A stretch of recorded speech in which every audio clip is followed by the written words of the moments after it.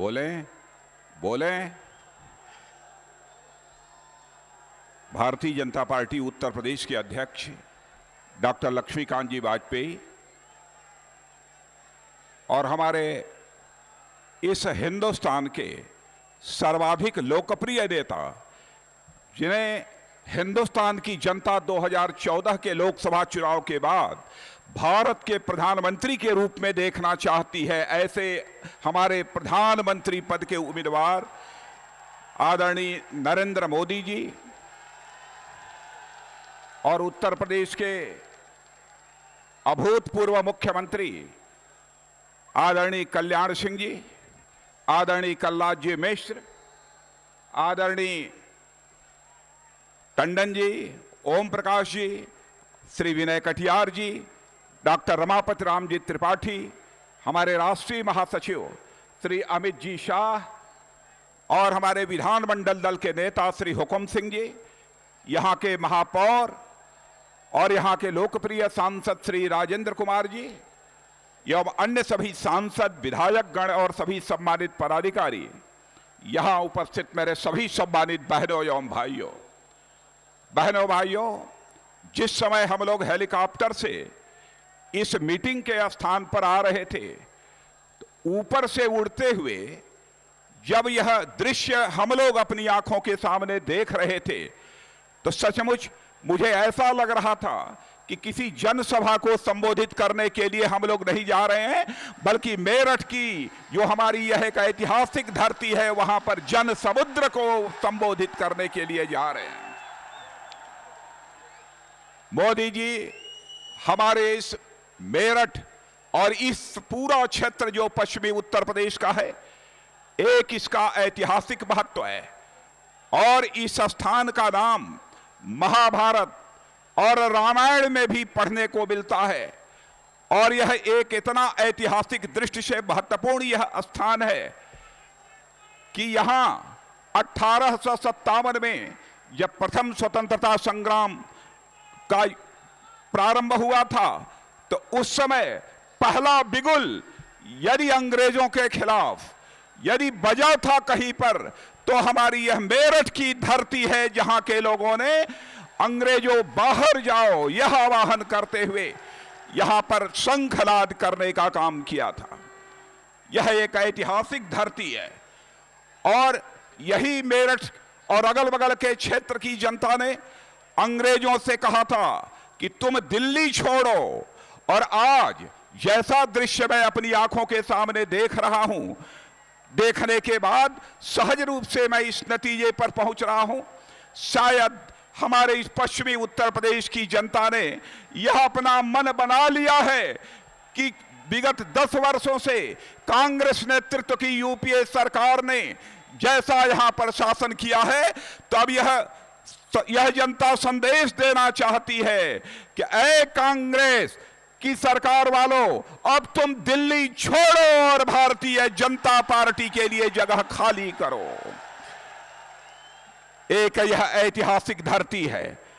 जहां तक आगामी लोकसभा चुनाव के लिए सेनापति का प्रश्न है, तो बहनों भाइयों, आप जानते हैं कि भारतीय जनता पार्टी ने अपने सेनापति के बारे में फैसला कर लिया है और ऐसी शख्सियत को सेनापति के रूप में तय किया है कि जिस शख्सियत के रूप में मुझे परिचय कराने की आवश्यकता नहीं है, जिसने लगातार 12 वर्षों तक गुजरात के मुख्यमंत्री के रूप में काम करते हुए गुजरात को विकास के मामले में केवल हिंदुस्तान में ही मॉडल स्टेट नहीं बनाया है, बल्कि गुजरात की ख्याति दुनिया के दूसरे देशों में भी बढ़ाने का काम किया है।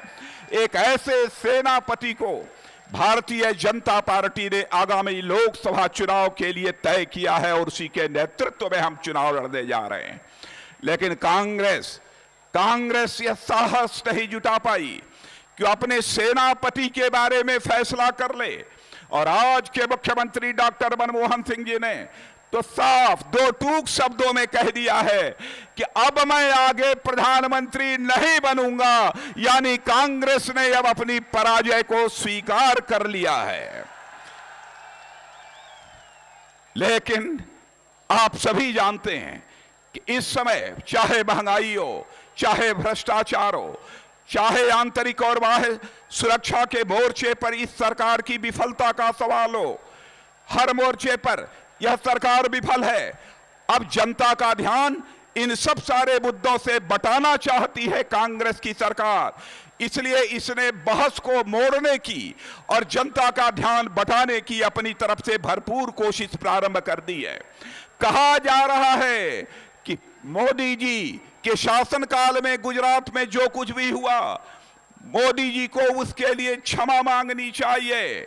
मैं यह पूछना चाहता हूं कांग्रेस के दोस्तों से, 12 वर्ष में केवल एक बार ऐसा हादसा गुजरात के अंदर हुआ, लेकिन जहां जहां कांग्रेस की सरकार होगी, समाजवादी पार्टी की सरकार होगी अथवा बहुजन समाज पार्टी की यहां पर सरकार रही होगी, एक बार नहीं बल्कि सैकड़ों बार सांप्रदायिक दंगे हुए हैं।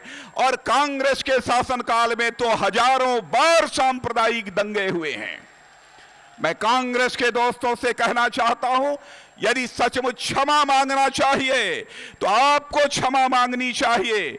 और जहां तक नरेंद्र मोदी जी का प्रश्न है, नरेंद्र मोदी ने तो केवल एक दुर्भाग्यपूर्ण वह घटना घटित हो गई थी, उसे कभी भी उन्होंने उचित नहीं ठहराया था। दंगा चाहे जहां कहीं भी हो, जिस रूप में भी हो, उस दंगे की आलोचना की जानी चाहिए। उस समय भी उन्होंने उसकी आलोचना की और यह कहा कि यह दुर्भाग्यपूर्ण घटना घटित हुई है। और आज हालात ऐसे पैदा हो गए हैं गुजरात में कि मैं दावे के साथ कह सकता हूं, गुजरात का रहने वाला अल्पसंख्यक आज हिंदुस्तान में रहने वाले सभी अल्पसंख्यकों की अपेक्षा सर्वाधिक प्रति व्यक्ति आमदनी यदि किसी की है तो गुजरात में रहने वाले अल्पसंख्यकों की सर्वाधिक आमदनी है। यह करिश्मा करके दिखाया है। सीमा पर तनाव होने के बावजूद सारे सैन्य बल को बुलाकर जिस तरीके से उस समय के दंगे को नियंत्रित करने का काम किया, शायद यह कांग्रेस की सरकार चाहती है उस ओर इस देश की जनता का ध्यान न जाने पाए। लेकिन मैं कहना चाहता हूं, डॉक्टर मनमोहन सिंह जी, सोनिया गांधी जी और राहुल गांधी कि सचमुच क्षमा तो आपको मांगनी चाहिए। 1984 का जो दंगा हुआ, उस दंगे को भड़काने का काम यदि किसी ने किया तो वह कांग्रेस के नेताओं ने दंगा भड़काने का काम किया। हिंदुस्तान की जनता इस सच्चाई को जानती है कि सचमुच वह उस समय राजीव गांधी ही थे जब श्रीमती इंदिरा गांधी की हत्या हुई थी। तो उस समय उन्होंने कहा, यह बड़ा वृक्ष गिरता है तो धरती हिलती ही हिलती है। उसी के बाद यह सांप्रदायिक दंगा भड़का था। तो सचमुच 1984 के उस दंगे के लिए किसी को क्षमा मांगनी चाहिए तो कांग्रेस को क्षमा मांगनी चाहिए। कांग्रेस के शासनकाल में चाहे वह गुजरात हो अथवा हिंदुस्तान का कोई भाग हो, क्षमा यदि मांगनी चाहिए तो कांग्रेस के लोगों को क्षमा मांगनी चाहिए। 1947 में जो भारत का विभाजन हुआ है उसके लिए क्षमा यदि मांगना चाहिए तो कांग्रेस को क्षमा मांगना चाहिए। भारतीय जनता पार्टी क्यों क्षमा मांगेगी? क्योंकि भारतीय जनता पार्टी ने कोई अपराध नहीं किया है। हमने इस हिंदुस्तान में रहने वाला कोई भी व्यक्ति, चाहे किसी भी जाति, पंथ, मजहब अथवा धर्म की मां की कोख से क्यों न पैदा हुआ हो, सबको समान नजरिए से हमने देखा है। हम यह मानकर चलते हैं कि जब तक समाज का कोई भी तबका कमजोर रह जाएगा, गरीब रह जाएगा, तब तक हम जैसा भारत बनाना चाहते हैं, शक्तिशाली भारत, स्वावलंबी भारत, ऐसा भारत बनाने का हमारा स्वप्न कभी साकार नहीं हो सकता है। हम ऐसा मानकर चलते हैं। लेकिन विडंबना है कि यहां की समाजवादी पार्टी और बहुजन समाज पार्टी, यह दोनों दिल्ली में कांग्रेस की सरकार को समर्थन दे रहे हैं और उस कांग्रेस की सरकार को समर्थन दे रहे हैं कि जब से वह सरकार आई है तब से महंगाई बढ़ने का सिलसिला निरंतर जारी है। भ्रष्टाचार चरम सीमा पर पहुंच गया है। और मेरे बहनों भाइयों, जल, थल, नभ तीनों में भ्रष्टाचार के एक नए कीर्तिमान स्थापित करने का काम यदि स्वतंत्र भारत के इतिहास में किसी ने किया है तो यह कांग्रेस की सरकार ने किया है। और ऐसी कांग्रेस की सरकार को समर्थन देने का काम यह समाजवादी पार्टी और बहुजन समाज पार्टी, यह दोनों राजनीतिक पार्टियां कर रही हैं। उत्तर प्रदेश में समाजवादी पार्टी की सरकार के बने हुए 2 वर्षों का समय गुजर गया है। आप सभी जानते हैं कैसी है कानून और व्यवस्था की हालत उत्तर प्रदेश में। गुंडे और बदमाशों के हौसले बुलंद हो गए हैं। महिलाओं की, बेटियों की इज्जत और आबरू सुरक्षित नहीं है। ऐसे हालात इस समाजवादी पार्टी ने पैदा किए हैं। बराबर हिंदू मुसलमान इनके बीच तफरका पैदा करके, इनके बीच दूरी पैदा करके इन्होंने सरकार बनाने की कोशिश की है। इन्हें उत्तर प्रदेश बनाने की चिंता कभी नहीं रही है, केवल सरकार बनाने की चिंता रही है। भ्रष्टाचार का बोलबाला कैसा इस उत्तर प्रदेश में है। छोटे से काम के लिए भी किसी कार्यालय में चले जाइए, मैं समझता हूं बिना पैसा दिए आपकी फाइल किसी भी सूरत में आगे नहीं बढ़ सकती है। ऐसे हालात इन्होंने यहां पैदा कर दिए। मुजफ्फरनगर में भी जो कुछ भी हुआ है, बहनों भाइयों, हमारे क्षेत्र की जनता, मुजफ्फरनगर की जनता, मेरठ की जनता अब उसके लिए जिम्मेदार नहीं है। मैं पुलिस के अधिकारियों को भी इसके लिए जिम्मेदार नहीं मानता हूं। सचमुच मुजफ्फरनगर में जो भी सांप्रदायिक दंगा हुआ है उसके लिए यदि सचमुच जिम्मेदार है कोई, तो समाजवादी पार्टी की सरकार जिम्मेदार है। इसे दंडित किया जाना चाहिए। इस सांप्रदायिक दंगों में जो पीड़ित हैं उनको भी मदद धर्म और मजहब के आधार पर दिया जा रहा है। कैसे समाज का यह समाजवादी पार्टी की सरकार निर्माण करना चाहती है। वादे इस तो समाजवादी पार्टी की सरकार ने बहुत किए थे। आप सब सारे नौजवान बड़ी संख्या में यहां पर मौजूद हो, मैं आपसे पूछना चाहता हूं, यह उस समय मुलायम सिंह जी ने वादा किया था सरकार बन जाएगी, सारे नौजवानों को लैपटॉप मुहैया कराया जाएगा। लैपटॉप मिल गया है या नहीं मिला है, मैं नौजवानों से पूछना चाहता हूं। नहीं मिला है। एक भी अपने वादे को इन्होंने पूरा नहीं किया है। यह किसानों की धरती है, किसानों की धरती है। यदि मैं किसानों का नाम लेता हूं और इस क्षेत्र की किसी धरती पर खड़े होकर सभा को संबोधित करने के लिए मैं खड़ा होता हूं, तो हमें 2 ऐसे बड़े नेताओं की याद स्वाभाविक रूप से आ जाती है। एक चौधरी चरण सिंह जी की याद आ जाती है और साथ ही साथ महेंद्र सिंह टिकैत की याद आती है। बहनों भाइयों, सचमुच किसानों के सवाल को लेकर जंग करने का काम यदि किसी ने किया स्वतंत्र भारत में, तो सर्वाधिक यदि किया है तो चौधरी चरण सिंह और स्वर्गीय महेंद्र सिंह टिकैत ने किया है। उनके प्रति भी मैं हार्दिक श्रद्धांजलि अर्पित करना चाहता हूं, अपनी तरफ से भी और भारतीय जनता पार्टी की तरफ से भी। बड़ी संख्या में यहां पर किसान मौजूद हैं। मैं किसान भाइयों आपसे पूछना चाहता हूं, क्या गन्ने की कीमत का आपका भुगतान हो गया है कि नहीं हो गया है? नहीं हुआ है। मोदी जी लगभग 2,500 करोड़ रुपया वर्षों से गन्ना किसानों का बकाया पड़ा हुआ है, लेकिन यह समाजवादी पार्टी की सरकार को इसके भुगतान की चिंता नहीं है। इन्हें केवल वोट की चिंता सता रही है। ऐसे हालात पैदा यहां पर हो गए हैं। बिजली मिल रही है कि नहीं? कहा था 24 घंटे की बिजली मिलेगी। बिजली मिल रही है कि नहीं मिल रही है? नहीं मिल रही है। ये हालात हो गए हैं। और मोदी जी, यह क्षेत्र की जनता इस बात की साक्षी है कि यहां के मुख्यमंत्री रहते हुए मैंने शाम को यहां पर बिजली मुहैया कराने का काम किया था, ताकि हमारा थका हारा कोई किसान और मजदूर यदि शाम को अपने घरों में पहुंचे तो कम से कम चमचमाती हुई बिजली की रोशनी में अपने घरवाली का चेहरा तो देख सके और घरवाली घरवाले का चेहरा देख सके। लेकिन इस सुख से भी समाजवादी पार्टी की सरकार ने उत्तर प्रदेश की जनता को पूरी तरह से वंचित कर दिया है। लेकिन मेरे किसान भाइयों, आपको विश्वास दिलाकर जाना चाहता हूं, जिस दिन मोदी जी भारतीय जनता पार्टी की को बहुमत दे देंगे आप, और जिस दिन मोदी जी भारत के प्रधानमंत्री बन जाएंगे, किसानों के लिए हम मुकम्मल व्यवस्था करेंगे। क्यों व्यवस्था करेंगे? क्योंकि हम जानते हैं कि जब तक हिंदुस्तान का किसान खुशहाल नहीं होगा, तब तक हमारा यह हिंदुस्तान खुशहाल नहीं हो सकता है।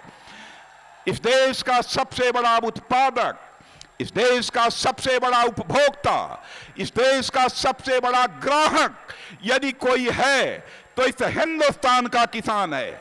जब हिंदुस्तान के किसान की जेब में पैसा होगा, तभी व्यापारी का व्यापार चलेगा, डॉक्टर की डॉक्टरी चलेगी, मास्टर की मास्टरी चलेगी, वकील की वकालत चलेगी, और सारा हिंदुस्तान अपने आप चलने लगेगा। इसीलिए हम लोगों ने फैसला किया है कि सरकार आने के बाद हम एक ऐसी योजना लागू करेंगे बहनों भाइयों, ताकि आपकी खेत की बुआई के पहले आपके खेत की आमदनी तय कर दी जाए। यह काम यदि कोई करेगी तो भारतीय जनता पार्टी की सरकार करेगी। जाकर जहां जहां भी भारतीय जनता पार्टी की सरकारें हैं, देख लीजिए, 1% 0% ब्याज दर पर खेती बाड़ी के कामकाज के लिए कर्ज मुहैया कराने का काम इस हिंदुस्तान के इतिहास में पहली बार किन्हीं सरकारों ने किया है। तो भारतीय जनता पार्टी की सरकारें कर रही हैं और कोई दूसरी सरकार नहीं कर रही है। बहनों भाइयों, किन किन चीजों की मैं यहां पर चर्चा करूं? जहां तक आंतरिक और बाह्य सुरक्षा का सवाल है, हमारे कुछ सैनिक अधिकारी, पूर्व सैनिक अधिकारी यहां पर बैठे हुए हैं। बहनों भाइयों, मैं जानता हूं बड़ी संख्या में किसान परिवारों से, व्यापारी परिवारों से निकले हुए लोग, ऐसे जवान भारत की सीमा पर जाकर अपने सीने का बटन खोलकर भारत की सीमाओं की रक्षा करने का काम करते हैं। यह बहादुरों की धरती है, यह वीरों की धरती है। लेकिन आज क्या हो रहा है? आज चीन जब होता है तब भारत को आंख दिखाने की जरूरत करता है। अरुणाचल प्रदेश जो भारत का हिस्सा है, उसके बारे में यह दावा करता है चीन कि अरुणाचल तो यह चीन का हिस्सा है। कभी कश्मीर घाटी के बारे में तरह तरह की हरकतें करता है चीन। पाकिस्तान हमारा यह पड़ोसी देश है। पाकिस्तान हम चाहते हैं इसके साथ हमारे बेहतर रिश्ते हों, क्योंकि अटल जी कहा करते थे, दोस्त बदल सकता है लेकिन पड़ोसी नहीं बदल सकता। हम भी पाकिस्तान के साथ बेहतर रिश्ते चाहते हैं, लेकिन जब पाकिस्तान के सेना के जवान भारत की सीमा में घुस आते हैं, भारत के सेना के जवानों का सिर धड़ से अलग कर देते हैं, इतना ही नहीं, भारत के सेना के जवानों की हत्या करने के बाद उनका सिर कुचल देते हैं, फिर भी सोनिया जी, प्रधानमंत्री डॉक्टर मनमोहन सिंह जी एक लफ्ज आप नहीं बोलते हैं। क्या हमारे भारत के सेना के जवानों के ऊपर जो आपको नाज होना चाहिए, जो आपको गौरव होना चाहिए, वह नाज और गौरव आज हमारे भारत के सेना के जवानों पर नहीं है।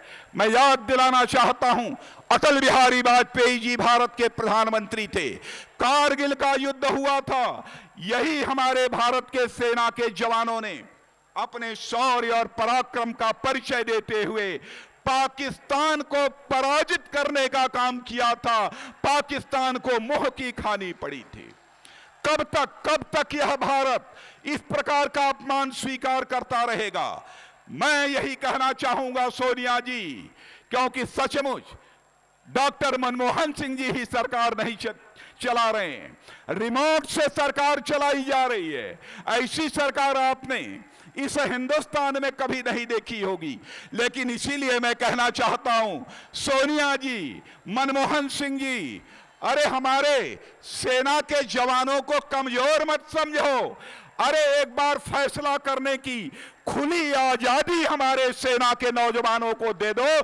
किसी मां के लाल में हिम्मत नहीं है कि वह भारत की ओर आंख उठाकर देखने की जरूरत कर सके। और आज इस सभा के माध्यम से मैं सारे सेना के जवानों को और जितने भी पूर्व सैन्य अधिकारी, अन्य सैन्य कर्मी हैं, उनको भी मैं भरोसा दिलाना चाहता हूं। सबसे बड़ी मांग जो उनकी है, 1 रैंक 1 पेंशन यदि कोई सरकार करेगी, तो जब मोदी जी के नेतृत्व में यहां पर हिंदुस्तान में सरकार बनेगी, तो हम इस मुराद को पूरा करेंगे और हिंदुस्तान के सेना के जवानों को हम सम्मानित करने का काम करेंगे। बहनों भाइयों, इससे ज्यादा न कहते हुए मैं आप सबसे एक अपील और करना चाहता हूं, और अपील वह करना चाहता हूं कि किसी भी सूरत में भारतीय जनता पार्टी की ताकत बढ़ने न पाए, ऐसा कांग्रेस सोच रही है। ऐसी रैली अब पहली बार यहां नहीं हो रही, यहां तो पहली बार हो रही है, लेकिन देश में केवल एक रैली ऐसी है ऐसा नहीं है। हिंदुस्तान के किसी भी कोने में यदि नरेंद्र मोदी जी जाते हैं, चाहे वह भारत का उत्तर हो, भारत का दक्षिण हो, पूरब हो, पश्चिम हो, उत्तर पूर्व हो, बहनों भाइयों, ऐसे ही नरेंद्र मोदी के स्वागत में ऐसे ही भीड़ उमड़ती हुई दिखाई पड़ती है। चारों तरफ कांग्रेस के हौसले पस्त हो चुके हैं। अब कांग्रेस तरह तरह के चाल चलने से, जैसे शकुनी महाभारत के काल में पास चलता था, तो ऐसे ही पास चलने में, चाल चलने में कांग्रेस पीछे नहीं रहेगी। बल्कि आपने दिल्ली में तो आप देख ही रहे हैं कि एक सरकार को समर्थन देकर क्या करना चाहती है यह कांग्रेस पार्टी। यह चाहती है कि चाहे जैसे भी हो, भारतीय जनता पार्टी की ताकत कम होनी चाहिए। यह सच्चाई को आपको समझना है, आपको यह फैसला करना है, क्या आप इस हिंदुस्तान में एक अस्थाई सरकार चाहते हैं कि नहीं, एक अच्छी सरकार चाहते हैं कि नहीं, एक मजबूत दृढ़ इच्छा शक्ति के नेता नरेंद्र मोदी का नेतृत्व चाहते हैं कि नहीं चाहते हैं। इस सवाल का जवाब आपसे मैं मांगना चाहता हूं। तो बहनों भाइयों, एक एक वचन मैं आपसे ले लूं, वचन देंगे पक्का? सब लोग हाथ उठाकर बतलाइए वचन देने को तैयार हैं। आज यह 14 संसदीय निर्वाचन क्षेत्रों से जनता यहां पर आई है। बहनों भाइयों, यदि आप चाहते हैं कि अस्थायी सरकार और मजबूत सरकार आए, तो एक बार हाथ फैलाकर आपसे यह याचना करने आया हूं, इस बार प्रत्याशी मत देखना, इस बार प्रत्याशी मत देखना, इस बार जांचा हुआ, परखा हुआ, मजबूत कलेजे के नेता नरेंद्र मोदी को देखना। बहनों भाइयों, तो अब मैं वचन ले लूं, तो आज हाथ फैलाकर यही आपसे मैं मांग करता हूं, यही वचन चाहता हूं कि 14 के 14 जितने भी लोकसभा क्षेत्र हैं, इसमें आप प्रत्याशियों को नहीं देखेंगे, बल्कि यहां पर भारतीय जनता पार्टी की आप विजय पताका फहराएंगे। हम आपको दिल्ली में एक मजबूत सरकार आपको देंगे। इन्हीं शब्दों के साथ पुनः आप सबका स्वागत करते हुए, आप सबका अभिनंदन करते हुए अपना निवेदन समाप्त करता हूं।